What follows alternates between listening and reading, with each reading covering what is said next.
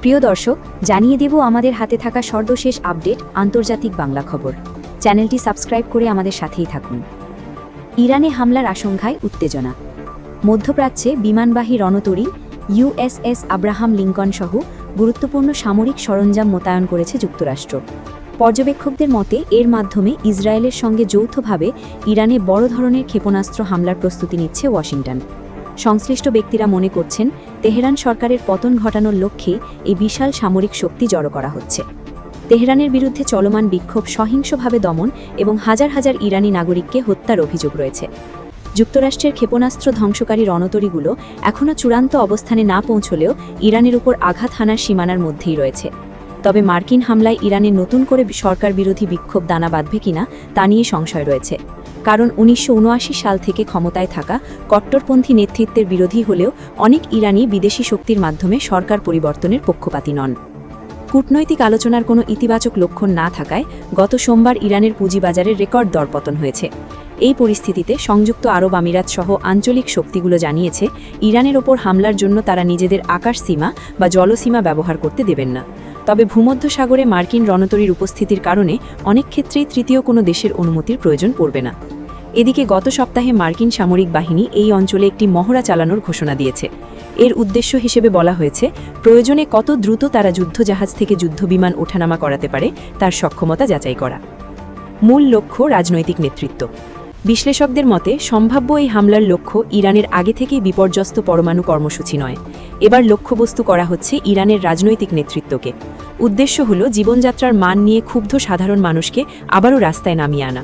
সরকারি তথ্য মতে গত মাসে ইরানে মূল্যস্ফীতি ৬০% ঠেকেছে।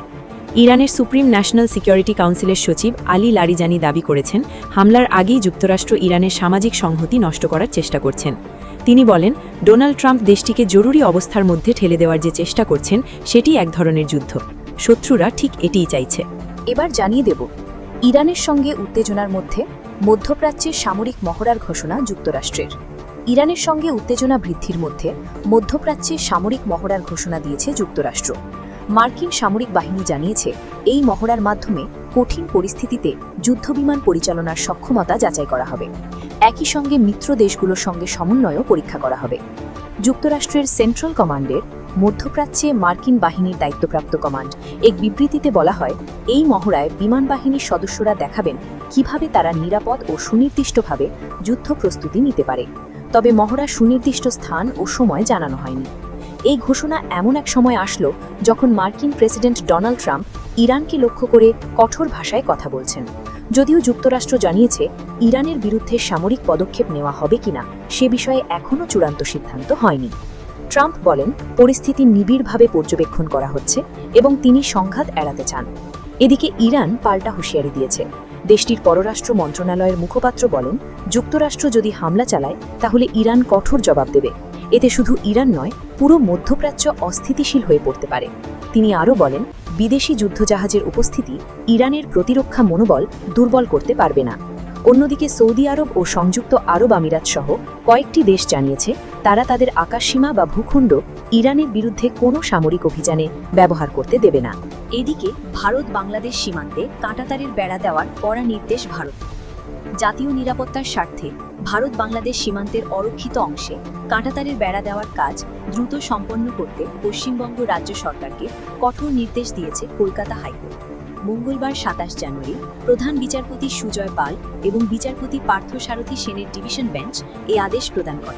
আদালত স্পষ্ট জানিয়েছেন আগামী ৩১ মার্চের মধ্যে সীমান্ত সুরক্ষায় নিয়োজিত বর্ডার সিকিউরিটি ফোর্সের বা বিএসএফ-এর কাছে প্রয়োজনীয় জমি হস্তান্তর করতে হবে। মূলত যে সমস্ত জমি অধিগ্রহণের জন্য কেন্দ্রীয় সরকার ইতিমধ্যে অর্থ প্রদান করেছে সেই জমিগুলো বুঝিয়ে দেওয়ার জন্য এই সময়সীমা বেঁধে দেওয়া হয়েছে। আন্তর্জাতিক সীমানার স্পর্শকাতরতা বিবেচনায় রাজ্যের পক্ষ থেকে যে কোনো ধরনের বিলম্বকে আদালত উদ্বেগজনক হিসেবে আখ্যায়িত করেছেন। দীর্ঘদিন ধরে ভারত বাংলাদেশ সীমান্তের একটি বড় অংশ অরক্ষিত থাকায় অনুপ্রবেশ ও চোরাচালান রোধে জটিলতা তৈরি হচ্ছিল, যা নিয়ে কেন্দ্র ও রাজ্য সরকারের মধ্যে আইনি লড়াই শুরু হয়। কেন্দ্রীয় সরকারের পক্ষ থেকে আদালতে অভিযোগ করা হয়েছিল কাঁটাতার নির্মাণের জন্য প্রয়োজনীয় অর্থ বরাদ্দ করা সত্ত্বেও পশ্চিমবঙ্গ সরকার জমি হস্তান্তরে ইচ্ছাকৃতভাবে দেরি করছে। এই প্রেক্ষিতে শুনানির সময় প্রধান বিচারপতি রাজ্য সরকারের ভূমিকা নিয়ে প্রশ্ন তোলেন এবং জানতে চান জাতীয় নিরাপত্তার মতো সংবেদনশীল বিষয়ে কেন দ্রুত জমি অধিগ্রহণ করা হচ্ছে না। আদালত সাফ জানিয়ে দিয়েছেন, সোশ্যাল ইম্প্যাক্ট অ্যাসেসমেন্ট বা সামাজিক প্রভাব মূল্যায়নের মতো দাপ্তরিক অজুহাত দেখিয়ে এই অতি গুরুত্বপূর্ণ প্রক্রিয়া দীর্ঘায়িত করা কোনোভাবেই গ্রহণযোগ্য নয়। আদালতের পর্যবেক্ষণ অনুযায়ী প্রায় 180 কিলোমিটার সীমান্ত এলাকায় কাঁটাতার বসানোর লক্ষ্যে জমি অধিগ্রহণের জন্য কেন্দ্র ইতিমধ্যে রাজ্য সরকারকে অর্থ বুঝিয়ে দিয়েছে। এছাড়া যেসব এলাকায় এখনও রাজ্য মন্ত্রিসভার আনুষ্ঠানিক অনুমোদন পাওয়া যায়নি, সেখানে জাতীয় নিরাপত্তার স্বার্থে জরুরি ভিত্তিতে জমি অধিগ্রহণ করা সম্ভব কিনা তা নিয়ে কেন্দ্র ও রাজ্য উভয় পক্ষকেই বিস্তারিত হলফনামা জমা দেওয়ার নির্দেশ দেওয়া হয়েছে। বিচারপতিরা মনে করেন, সীমান্তের নিরাপত্তা নিশ্চিত করা কেবল একটি প্রশাসনিক কাজ নয়, বরং এটি দেশের সার্বভৌমত্ব রক্ষার অবিচ্ছেদ্য অংশ। তাই কোনো আইনি জটিলতা যেন এই নির্মাণ কাজে বাধা হয়ে না দাঁড়ায়, সেদিকে রাজ্যকে সতর্ক থাকতে বলা হয়েছে। কলকাতা হাইকোর্টের এই আদেশের ফলে দীর্ঘদিন ধরে ঝুলে থাকা সীমান্ত সুরক্ষা প্রকল্পটিতে নতুন করে গতি আসবে বলে ধারণা করা হচ্ছে। আদালত আগামী 2 এপ্রিল এই মামলার পরবর্তী শুনানির দিন ধার্য করেছেন, যেখানে জমি হস্তান্তরের অগ্রগতির বিষয়ে রাজ্যকে প্রতিবেদন জমা দিতে হবে। এই নির্দেশের ফলে বিএসএফ এখন তাদের কৌশলগত পয়েন্টগুলোতে কাঁটাতারের বেড়া নির্মাণের কাজ শুরু করতে পারবে, যা দুই দেশের সীমান্ত ব্যবস্থাপনায় এক বড় পরিবর্তন আনবে। সীমান্তের স্পর্শকাতর এলাকাগুলোতে নজরদারি বাড়ানোর জন্য এই পদক্ষেপটি দীর্ঘ প্রতীক্ষিত ছিল।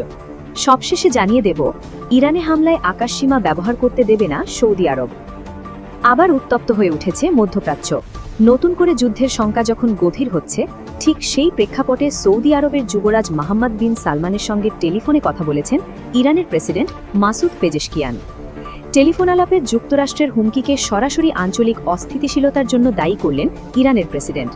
অপরদিকে ইরানের সামরিক অভিযান চালানোর ক্ষেত্রে কোনো দেশকে কোনো অবস্থাতে সৌদি আরবের আকাশসীমা ও ভূখণ্ড ব্যবহার করতে দেবে না বলে জানিয়েছে রিয়াদ।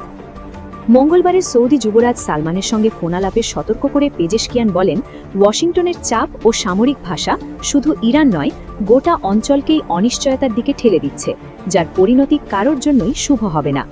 ইরানি প্রেসিডেন্টের দপ্তর থেকে প্রকাশিত বিবৃতিতে বলা হয়, পেজেশকিয়ান সৌদি যুবরাজকে জানান যে সাম্প্রতিক অর্থনৈতিক নিষেধাজ্ঞা, রাজনৈতিক চাপ ও সামরিক হুমকি ইরানের জনগণের মনোবল ভাঙতে পারেনি, বরং এসব পদক্ষেপ ইরানি সমাজকে আরও ঐক্যবদ্ধ করেছে এবং বিদেশি হস্তক্ষেপের বিরুদ্ধে তাদের অবস্থান দৃঢ় করেছে।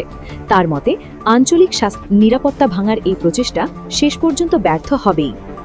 ফোনালাপে যুবরাজ মোহাম্মদ বিন সালমান বলেন, সৌদি আরব ইরানের সার্বভৌমত্ব ও ভৌগোলিক অখণ্ডতাকে সম্মান করে এবং যে কোনো বিরোধ শান্তিপূর্ণ সংলাপের মাধ্যমে সমাধানের পক্ষেই অবস্থান নেবে। এই বক্তব্যকে বিশ্লেষকরা তেহরানের প্রতি এক ধরনের কূটনৈতিক আশ্বাস হিসেবেই দেখছেন। এই অবস্থানের জন্য সৌদি নেতৃত্বকে ধন্যবাদ জানান প্রেসিডেন্ট পেজেশকিয়ান। তিনি বলেন, আঞ্চলিক শান্তি ও নিরাপত্তা নিশ্চিত করতে সৌদি যুবরাজের উদ্বেগ ও অবস্থান ইতিবাচক ভূমিকা রাখতে পারে। সাম্প্রতিক বছরগুলোতে ইরান সৌদি সম্পর্কের বরফ গলার প্রেক্ষাপটে এই ফোনালাপকে অনেকেই তাৎপর্যপূর্ণ হিসেবে দেখছেন।